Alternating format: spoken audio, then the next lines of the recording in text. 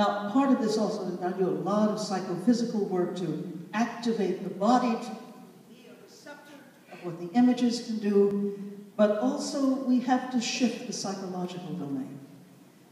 We are not encapsulated bags of skin dragging around dreary little egos.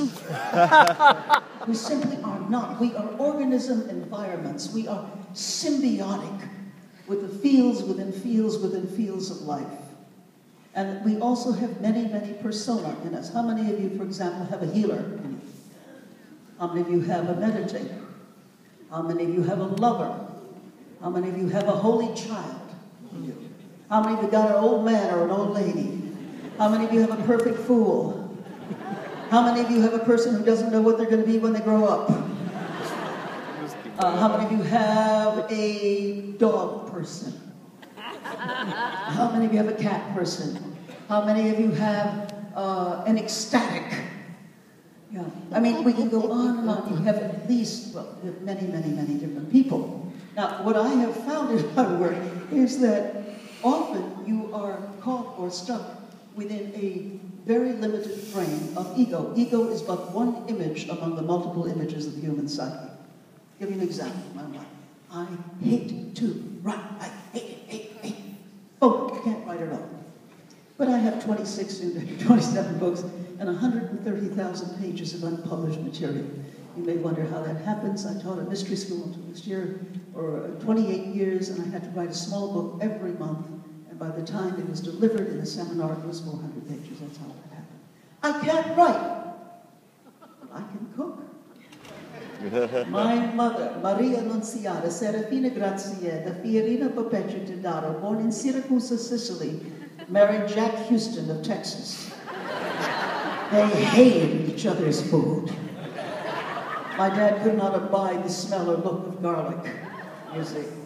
And my mother thought chicken fried everything was just anathema. Anyway, so I became the world's first fusion cook to try to keep them together, making chicken fried polenta. So I can cook. I have no blocks at all. None. So what I do is when I need to write, I become a cook. And I stir in a melange of ideas, and I add the seasonings of these kinds of associations. The words literally bubble up, as in a great stew. So what you do is you develop some of these other persona. Do it to music.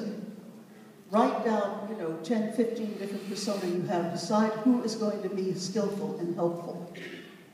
Then put different pieces of music, okay, to bear upon a different persona.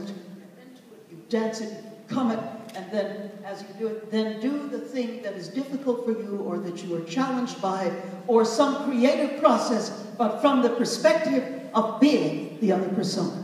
Yes, you skirt the outer edges of madness, but that's all right. That's part of it. In terms of psychological depth and all, it's also important to realize that the psyche really does, it shades off into a depth that is not simply depth that we understand it, but is essentially an archetypal realm. And I'm going to talk about that by closing, because I really want to give you some sense of access to guiding archetypes. We are not simply our human beings. And so all this notion about saints and angels and gods and legends and high self, low self, whatever, there's some profound truth to it. We're not the only ones minding the story. So to try to put your entire psychological life back on your little local self is a very great shame. First of all, it's not all your fault. We are living in the most neurotic time in human history. Most of you live 5 to 10 to 100 times the amount of sheer experience of your ancestor of 150 years ago. You have an availability of opportunity they never had. What do you do with it? We're not trained.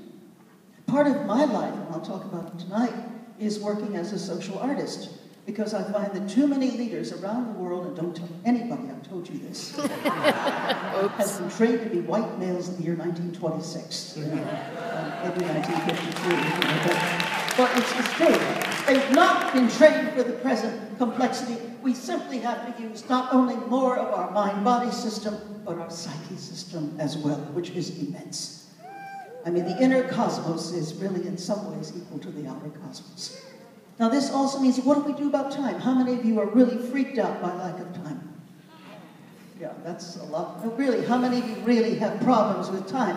And we shouldn't, because we have access to so many different kinds of time. You see, when I was very, very young, I had a terrible hobby. I used to jump out of planes and parachute, and it was very cheap in those days. Because I've been around since God had baby teeth, so this is when jumping out of a plane was $5 a jump. So anyway, I was 19, and one day I probably had not packed up my chute very well, because I jumped and I pulled and pulled and pulled, and nothing happened. I pulled, nothing happened, nothing happened at all. And then suddenly, with great sweetness, my life went into life review. The major events at their own time, 0 to 19, not every little pork chop and, fishy bar, but most of the main events. And then either the chute opened or we are having a wonderful conference in paradise.